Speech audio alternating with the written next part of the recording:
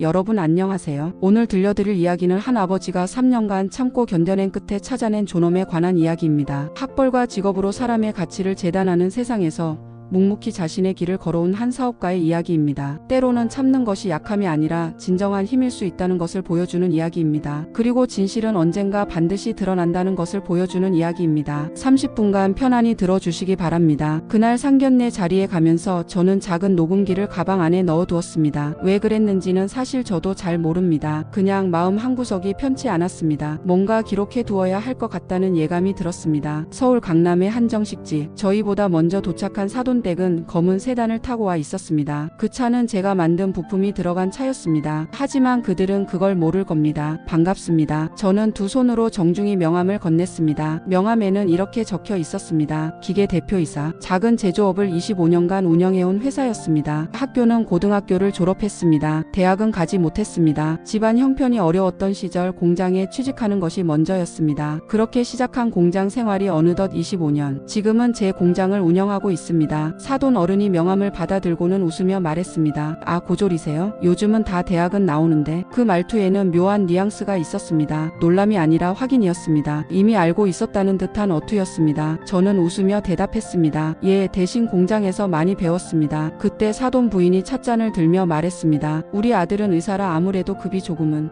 그 단어가 식탁 위에 떨어졌습니다. 마치 유리잔이 깨지는 소리처럼 명확했습니다. 급이 다르다. 그 말의 의미를 모를 리 없었습니다. 제 딸이 제 손을 꼭 잡았습니다. 손바닥에 땀이 배어 있었습니다. 아빠 괜찮지? 저는 딸의 손을 가만히 감싸 쥐었습니다. 그럼 괜찮고 말고. 하지만 속으로는 무언가가 단단히 굳어지는 것을 느꼈습니다. 그날 집에 돌아와서 저는 녹음기를 꺼냈습니다. 그리고 그 부분을 다시 들었습니다. 급이 조금은 한 번, 두 번, 세 번 들을 때마다 그 말은 더 선명해졌습니다. 그날 밤 저는 다짐했습니다. 지금은 참자. 딸의 행복을 위해, 손주를 위해 때가 올 것이다. 그때까지 참고 기다리자. 결혼 후 첫 명절이 다가왔습니다. 추석이었습니다. 사돈댁에서 먼저 선물이 도착했습니다. 택배 기사님이 힘겹게 들고 온 상자. 열어보니 300만 원짜리 한우 세트였습니다. 최상급 한우를 정성스럽게 포장한 선물이었습니다. 저는 과일 가게에 들러 30만 원짜리 과일 세트를 샀습니다. 사과배, 샤인머스켓이 담긴 정갈한 세트였습니다. 명절 당일 사돈 부인이 저희 선물을 보고는 말했습니다. 아이고, 형편에 맞게 하셔야죠. 무리하실 것 없어요. 형편. 또다시 그 단어였습니다. 형편에 맞게. 저는 그냥 웃었습니다. 하지만 마음속으로는 생각했습니다. 형편이 어렵다고 생각하시는구나. 괜찮다. 언젠가는 알게 되실 것이다. 설날에도 비슷한 일이 있었습니다. 이번에는 사돈댁에서 500만 원짜리 건강기능식품 세트를 보내왔습니다. 저는 50만 원짜리 한과 세트를 보냈습니다. 사돈 부인의 전화가 왔습니다. 사돈 어르신, 이렇게까지 안 하셔도 돼요. 우리야 괜찮으니까요. 그 목소리에는 동정이 섞여 있었습니다. 동정. 그것이 더 견디기 힘들었습니다. 하지만 저는 담담하게 대답했습니다. 신경 써주셔서 감사합니다. 우리도 정성껏 준비했습니다. 전화를 끊고 나서 아내가 물었습니다. 여보, 왜 이러는 거예요? 우리도 충분히 좋은 걸 보낼 수 있잖아요. 저는 고개를 저었습니다. 아직 아니야. 때가 아니야. 언제까지 이렇게 참을 건데요? 조금만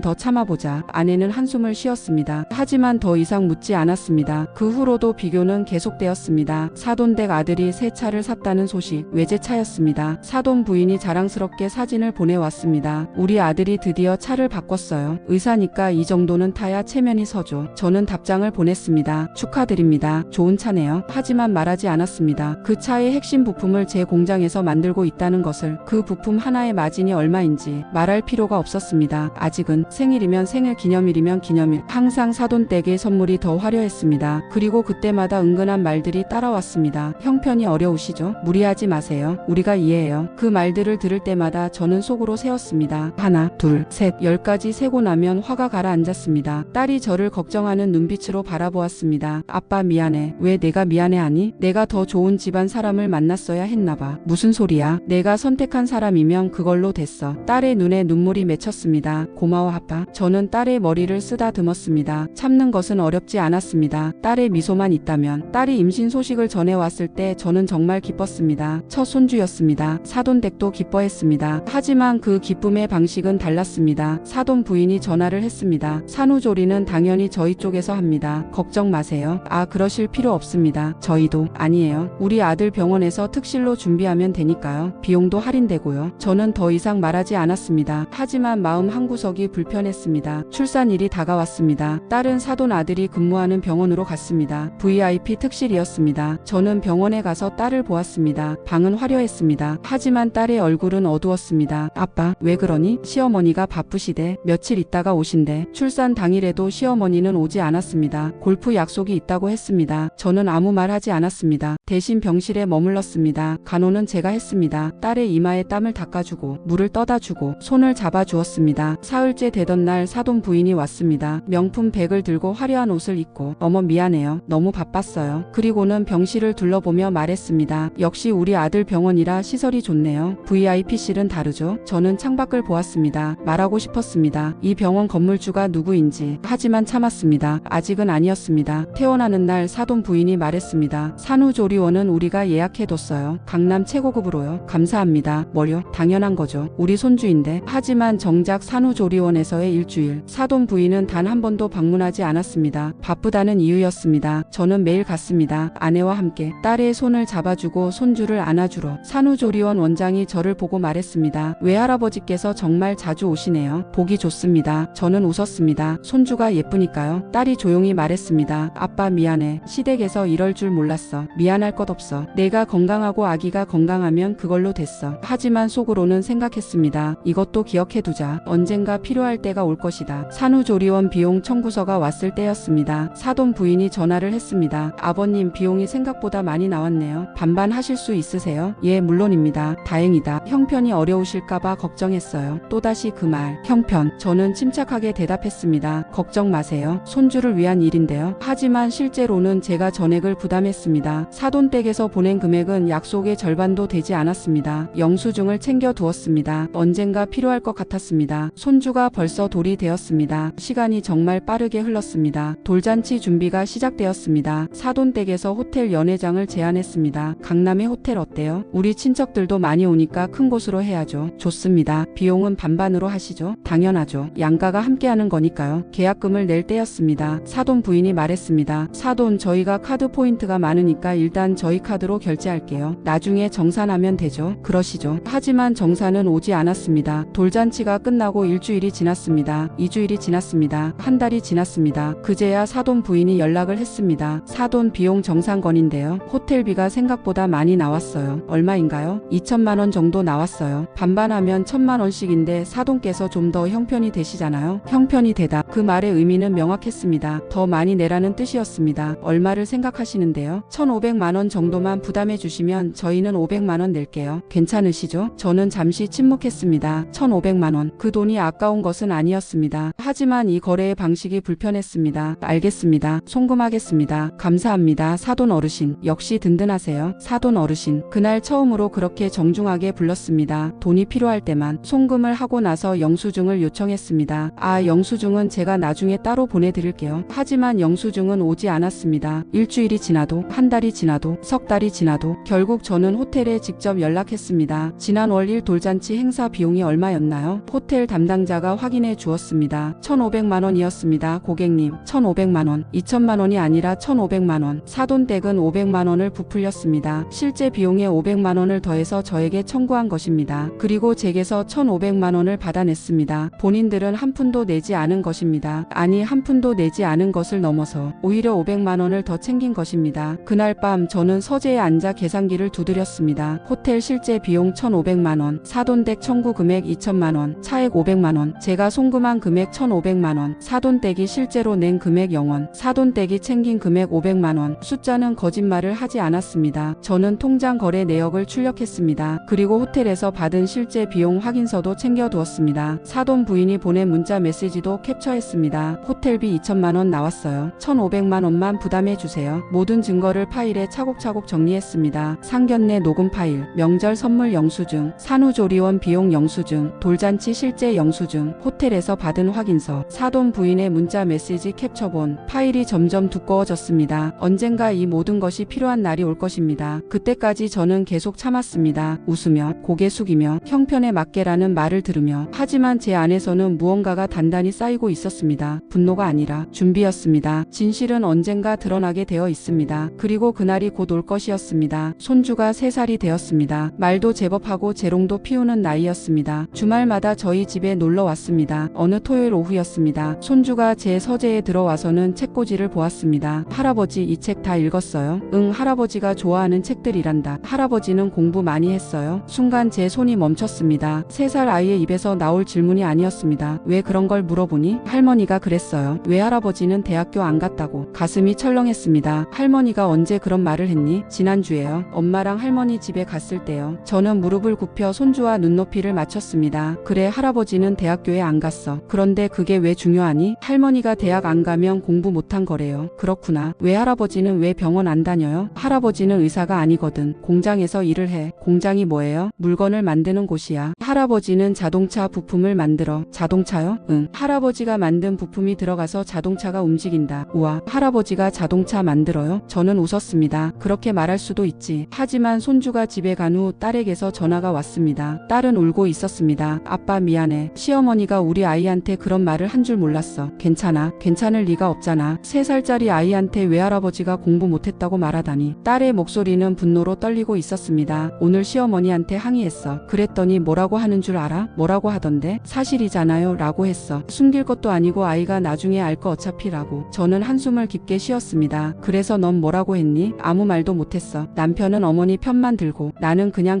울었어. 딸아, 응? 나 괜찮아. 정말 괜찮아. 어떻게 괜찮아? 아빠가 얼마나 열심히 사셨는데 학교 못 간 게 아빠 잘못이야? 집안 형편 때문이었잖아. 알아. 나도 알아. 그런데 왜 참기만 해? 왜 아무 말도 안 해? 저는 잠시 침묵했습니다. 그리고 천천히 말했습니다. 때가 있단다. 모든 일에는 때가 있어. 무슨 때? 진실이 드러날 때. 그때가 곧 올 거야. 아빠, 조금만 더 참아라. 아빠도 참을 테니까. 하지만 전화를 끊고 나서 저는 주먹을 쥐었습니다. 처음으로 손이 떨렸습니다. 분노 때문이 아니었습니다. 결심 때문이었습니다. 이제 거의 다 왔습니다. 3년을 참았습니다. 이제 마지막 순간이 다가오고 있었습니다. 그 전화는 예상보다 빨리 왔습니다. 3년 2개월째 되던 어느 목요일 오후였습니다. 사돈 어른의 전화였습니다. 사돈 잠시 뵐 수 있을까요? 3년 만에 전화였습니다. 아니, 정확히는 3년 2개월 만이었습니다. 상견례 이후 사돈 어른과는 단 한 번도 직접 통화한 적이 없었습니다. 무슨 일이십니까? 전화로는 좀 직접 뵙고 말씀드리고 싶습니다. 목소리가 평소와 달랐습니다. 목소리엔 힘이 없었고 급했습니다. 언제가 좋으십니까? 내일 오전에 시간 되시면. 알겠습니다. 장소를 알려주십시오. 다음날 저는 강남의 한 조용한 찻집으로 갔습니다. 사돈 어른은 이미 와 있었습니다. 얼굴이 많이 상해 있었습니다. 오시느라 수고하셨습니다. 무슨 일이십니까? 사돈 어른은 한참을 망설이다가 입을 열었습니다. 사실은 저희 아들 병원에 문제가 좀 생겼습니다. 무슨 문제 말입니까? 의료기기 리스 계약이 있었는데 갑자기 리스사에서 계약 해지를 통보했습니다. 이유가 뭡니까? 건물주가 바뀌면서 임대료 협상이 어긋났다고 합니다. 그러니까 리스사에서도 위험하다고 판단한 것 같습니다. 저는 조용히 물었습니다. 그래서요? 임대료를 못 내면 병원 문을 닫아야 합니다. 그리고 리스 계약 위약금도 물어야 하고요. 얼마나 필요하십니까? 사돈 어른이 종이를 꺼냈습니다. 거기에는 숫자가 적혀 있었습니다. 15억. 이 정도면 당분간 버틸 수 있을 것 같습니다. 저는 종이를 보았습니다. 그리고 천천히 접어서 사돈 어른께 돌려드렸습니다. 저한테 돈을 빌리러 오신 겁니까? 아닙니다. 빌리는 게 아니라. 사돈 어른은 말을 잇지 못했습니다. 저는 조용히 말했습니다. 3년 2개월 전 상견례 자리를 기억하십니까? 예. 그때 하신 말씀 기억하십니까? 급이 다르다고 하셨죠. 사돈 어른의 얼굴이 굳었습니다. 그건 형편에 맞게 하라고도 하셨습니다. 여러 번. 죄송합니다. 손주한테는 뭐라고 하셨습니까? 외할아버지는 공부 못했다고. 사돈 어른이 고개를 숙였습니다. 정말 죄송합니다. 저는 가방에서 서류 봉투를 꺼냈습니다. 그리고 테이블 위에 놓았습니다. 이게 뭡니까? 열어보십시오. 사돈 어른이 떨리는 손으로 봉투를 열었습니다. 그리고 서류를 보았습니다. 건물 등기부 등본, 임대차 계약서. 얼굴이 하얗게 질렸습니다. 이게 어떻게? 3년 전에 샀습니다. 아드님 병원이 입주한 그 건물을. 사돈께서 건물 주셨습니까? 예. 그리고 리스 계약 해지는 제가 요청한 겁니다. 사돈 어른이 저를 바라보았습니다. 왜 이러십니까? 저는 차분하게 대답했습니다. 고졸이라도 계산은 합니다. 찻집의 침묵이 길었습니다. 사돈 어른은 서류를 내려다보고 있었습니다. 손이 떨리고 있었습니다. 사돈, 제가 아드님 병원을 망하게 하려는 게 아닙니다. 그럼 도와드릴 수 있습니다. 단 조건이 있습니다. 사돈 어른이 고개를 들었습니다. 말씀하십시오. 저는 천천히 말했습니다. 첫째, 사과입니다. 제가 사과드리겠습니다. 정말 죄송합니다. 저한테가 아닙니다. 예? 제 딸에게 그리고 손주에게. 사돈 어른의 얼굴이 굳었습니다. 손주가 겨우 3살인데 그 3살짜리한테 외할아버지가 공부 못했다고 말씀하신 분이 누구십니까? 사돈 어른이 할 말을 잃었습니다. 사모님께서 직접 가셔야 합니다. 제 딸에게 무릎 꿇고 사과하십시오. 그리고 손주 앞에서 말씀하십시오. 외할아버지는 훌륭한 분이시다라고. 알겠습니다. 둘째, 저는 가방에서 또 다른 서류를 꺼냈습니다. 사돈 어른이 보았습니다. 이건 뭡니까? 돌잔치 영수증입니다. 돌잔치요? 호텔에서 받은 실제 영수증입니다. 1,500만 원이라고 나와 있습니다. 사돈 어른의 얼굴이 하얗게 변했습니다. 사모님께서는 저에게 2천만 원이라고 하셨습니다. 그리고 1,500만 원을 요구하셨죠. 그건 실제로는 1,500만 원이었습니다. 500만 원을 부풀렸습니다. 그리고 제게서 전액을 받아내셨죠. 저는 또 다른 서류를 꺼냈습니다. 이건 사모님이 보낸 문자 메시지 캡처본입니다. 2천만 원이라고 명시되어 있습니다. 사돈 어른이 고개를 떨구었습니다. 몰랐습니다. 정말 몰랐습니다. 아셨든 모르셨든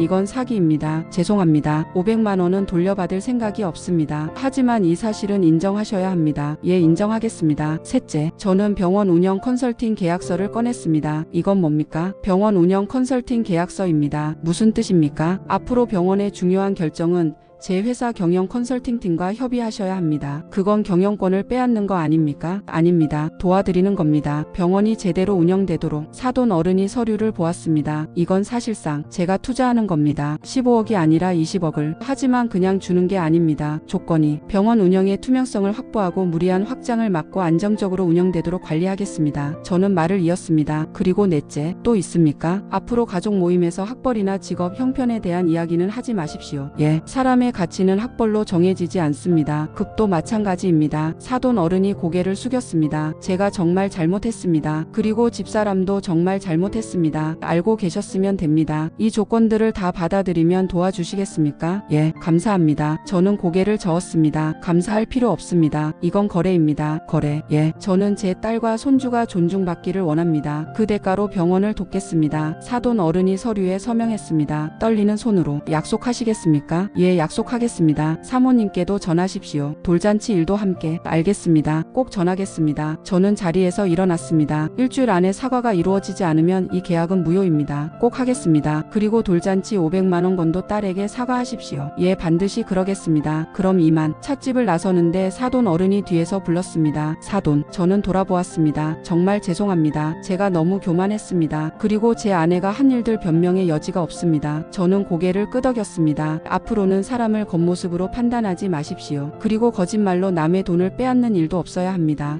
명심하겠습니다. 저는 조용히 말했습니다. 사람은 누구나 실수를 합니다. 하지만 그 실수를 인정하고 바로잡는 것이 중요합니다. 감사합니다. 기회를 주셔서. 저는 더 이상 말하지 않고 찻집을 나왔습니다. 차가운 겨울바람이 불었습니다. 하지만 제 마음은 따뜻했습니다. 이제 곧 모든 것이 바로잡힐 것입니다. 3일 후 저희 집 초인종이 울렸습니다. 사돈 부부였습니다. 손에는 아무것도 들고 있지 않았습니다. 딸도 와 있었습니다. 손주를 데리고 거실에 모두 모였습니다. 사돈 부인의 얼굴은 굳어 있었습니다. 눈이 부어 있었습니다. 울었던 것 같았습니다. 사돈 어른이 먼저 입을 열었습니다. 오늘 이렇게 찾아온 것은 사과를 드리기 위해서입니다. 딸이 저를 보았습니다. 눈빛이 복잡했습니다. 사돈 부인이 딸 앞에 무릎을 꿇었습니다. 딸이 깜짝 놀랐습니다. 어머님, 왜 이러세요? 미안해, 정말 미안해. 사돈 부인의 목소리가 떨렸습니다. 그동안 내가 너를 무시했어. 그리고 사돈을 무시했어. 학벌이 전부인 줄 알고 의사가 최고인 줄만 알았어. 딸의 눈에 눈물이 고였습니다. 하지만 내가 틀렸어. 사람의 가치는 학벌이 아니었어. 사돈 부인이 말을 이었습니다. 그리고 돌잔치 때 일. 딸이 고개를 들었습니다. 돌잔치요? 실제 비용보다 500만 원을 부풀려서 말했었어. 그리고 사돈 어르신께 전액을 받아냈어. 딸의 얼굴이 굳었습니다. 뭐라고요? 호텔 비용은 1,500만 원이었는데 하지만 나는 2천만 원이라고 거짓말을 했어. 어떻게 그럴 수가. 그리고 사돈 어르신께 1,500만 원을 받았어. 나는 한 푼도 내지 않고 오히려 500만 원을 챙긴 거지. 딸이 저를 보았습니다. 아빠, 그걸 알고 계셨어? 저는 고개를 끄덕였습니다. 호텔에 확인했어. 영수증도 받아뒀고. 왜 말 안 했어? 때가 아니었으니까. 사돈 부인이 계속 말했습니다. 정말 미안해. 돈 때문에 거짓말을 했어. 형편이 어려우시다고 생각해서. 아니, 솔직히 말하면 우습게 봤어.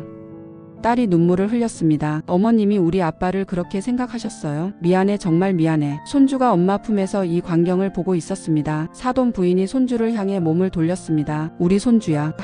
할머니가 잘못했어. 외할아버지한테 잘못 말했어. 무슨 말이요? 외할아버지는 정말 훌륭하신 분이야. 할머니보다 더 훌륭하신 분이야. 손주가 저를 보았습니다. 정말요? 사돈 부인이 고개를 끄덕였습니다. 응. 외할아버지는 아무것도 없이 시작해서 큰 회사를 만드신 분이야. 그건 대학 나온 사람도 못하는 거야. 우와. 그리고 외할아버지는 할머니보다 훨씬 더 착하고 정직하고 좋은 분이야. 할머니는 나쁜 짓을 했어. 거짓말로 돈을 빼앗았어. 저는 그 말을 듣고 있었습니다. 아무 말 없이. 사돈 어른도 무릎을 꿇었습니다. 사돈 정말 죄송합니다. 제가 교만했습니다. 그리고 집사람이 한 일도 변명의 여지가 없습니다. 저는 천천히 말했습니다. 일어나십시오. 용서해 주시겠습니까? 이미 용서했습니다. 사돈 부인이 말했습니다. 500만 원 돌려드리겠습니다. 저는 고개를 저었습니다. 그럴 필요 없습니다. 하지만 그 돈은 제 손주 돌잔치에 쓰인 겁니다. 제가 냈다고 생각하면 됩니다. 감사합니다. 대신 다시는 거짓말하지 마십시오. 예, 명심하겠습니다. 사돈 부부가 일어났습니다. 딸이 저를 보았습니다. 아빠, 이게 다 무슨 일이야? 병원 건물 이야기도 그렇고. 저는 딸에게 설명했습니다. 병원 건물 이야기, 3년간의 기록들, 그리고 오늘의 약속. 딸은 울었습니다. 아빠, 3년 동안 혼자 이렇게 참고 있었어? 혼자가 아니었어. 너와 함께였어. 왜 말 안 했어? 때가 아니었으니까. 그리고 내가 마음 아플까봐. 손주가 제게 달려왔습니다. 외할아버지, 왜 그러니? 외할아버지 멋있어. 저는 손주를 안아 올렸습니다. 그리고 웃었습니다. 진심으로. 할아버지도 우리 손주가 멋있어. 그날 모두가 눈물을 흘렸습니다. 사돈 부부도, 딸도, 아내도. 저는 눈물을 흘리지 않았습니다. 대신 마음속 깊은 곳에서 무언가가 풀리는 것을 느꼈습니다. 3년간의 무게, 그것이 천천히 사라지고 있었습니다. 진실이 드러났습니다. 잘못이 인정되었습니다. 그리고 사과가 이루어졌습니다. 이제는 앞으로 나아갈 시간이었습니다. 그 이후 많은 것이 변했습니다. 사돈 댁과의 관계가 달라졌습니다. 명절에 오는 선물이 달라진 것이 아니었습니다. 말투가 달라졌습니다. 태도가 달라졌습니다. 사돈 어르신, 이번 설에는 저희가 가겠습니다. 아닙니다. 저희 집으로 오십시오. 항상 폐만 끼쳐서요. 무슨 말씀입니까? 가족인데요. 가족. 그 단어를 처음으로 진심으로 들었습니다. 병원도 안정되었습니다. 제 회사 경영팀이 투입되어 운영을 정상화시켰습니다. 무리한 확장 계획은 취소했습니다. 대신 내실을 다지는 쪽으로 방향을 잡았습니다. 6개월 후 병원은 흑자로 전환되었습니다. 사돈 아들이 저를 찾아왔습니다. 장인어른, 감사합니다. 아니야, 내가 잘한 거야. 저도 어머니처럼 교만했습니다. 의사라는 직업에. 이제 알았으면 됐어. 앞으로는 장인어른을 존경하겠습니다. 저는 웃었습니다. 존경은 필요 없어. 그냥 내 딸 잘 대해줘. 예, 꼭 그러겠습니다. 손주도 변했습니다. 이제는 저를 자랑스럽게 생각했습니다. 우리 외할아버지는 공장 사장님이야. 유치원 친구들에게 말했다고 합니다. 딸이 웃으며 전해주었습니다. 아빠, 우리 아이가 아빠 자랑하고 다녀. 그래? 응. 외할아버지가 자동차 부품 만든다고. 저는 흐뭇했습니다. 하지만 한 가지는 바꾸지 않았습니다. 가족 모임 참석. 저는 선택했습니다. 명절과 생일에는 함께하되 그 외의 모임에는 나가지 않기로. 왜요? 이제 다 좋아졌는데. 아내가 물었습니다. 관계는 유지하되 거리는 두는 거야. 그게 무슨 뜻이에요? 너무 가까우면 다시 문제가 생길 수 있어. 적당한 거리가 필요해. 아내가 고개를 끄덕였습니다. 그것도 당신 지혜네요. 지혜가 아니라 경험이야. 사돈 댁도 이해했습니다. 억지로 가까워지려 하지 않았습니다. 대신 필요할 때 서로 돕는 관계가 되었습니다. 그것으로 충분했습니다. 지금 생각해보면 그 3년이 필요했습니다. 참는 시간이, 기다리는 시간이, 준비하는 시간이. 만약 상견례 자리에서 바로 화를 냈다면 어땠을까요? 딸의 결혼 생활이 깨졌을지도 모릅니다. 손주를 자주 보지 못했을지도 모릅니다. 그리고 진정한 변화는 일어나지 않았을 겁니다. 사람은 억지로 변하지 않습니다. 스스로 깨달아야 합니다. 제가 한 일은 그 깨달음의 기회를 준 것뿐입니다. 여러분께 묻고 싶습니다. 3년을 참으셨겠습니까? 아니면 그 자리에서 바로 뒤집으셨겠습니까? 정답은 없습니다. 사람마다 상황이 다르고 선택도 다를 수 있으니까요. 하지만 제가 배운 것은 이겁니다. 참는 것이 약함이 아니라는 것, 때를 기다리는 것이 비굴함이 아니라는 것, 오히려 그것이 진정한 힘일 수 있다는 것. 돈이 많다고 사람의 급이 정해지는 것은 아닙니다. 학벌이 높다고 품격이 따라오는 것도 아닙니다. 진정한 품격은 어려움 속에서도 존엄을 지키는 것입니다. 누군가를 무시하지 않는 것입니다. 약자의 입장에서 생각하는 것입니다. 저는 3년을 참았습니다. 그 시간 동안 제가 잃은 것은 없습니다. 오히려 얻었습니다. 딸의 행복, 손주의 웃음, 그리고 제 자신의 존엄. 지금도 제 서재에는 그 녹음기가 있습니다. 상견례 날의 녹음 파일도 남아 있습니다. 가끔 들어봅니다. 급이 조금은. 그 말을 들을 때마다 생각합니다. 참아서 다행이다. 기다려서 다행이다. 그리고 포기하지 않아서 다행이다. 여러분도 혹시 지금 참고 계신 일이 있다면 이것만은 기억하십시오. 참는 사람이 약한 게 아니라 때를 아는 사람일 뿐입니다. 그리고 그때는 반드시 옵니다. 준비된 사람에게, 기다릴 줄 아는 사람에게. 오늘 이야기는 여기서 마치겠습니다. 긴 이야기 들어주셔서 감사합니다. 여러분의 하루가 평안하시기를 바랍니다. 안녕히 계십시오.